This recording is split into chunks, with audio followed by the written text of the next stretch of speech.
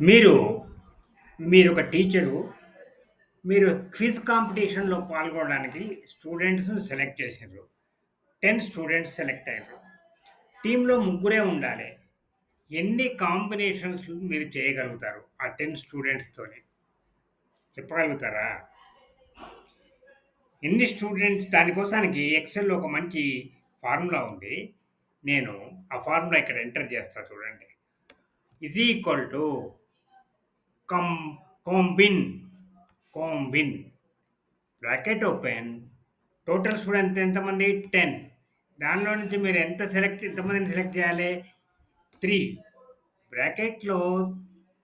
Enter. 120 combinations మీరు చేయొచ్చు 10 స్టూడెంట్స్‌తోని. అంటే ఆ టీమ్ మెంబర్స్‌ను మార్చుకుంటూ. చాలా గమ్మత్తుగా ఉన్నది గదా!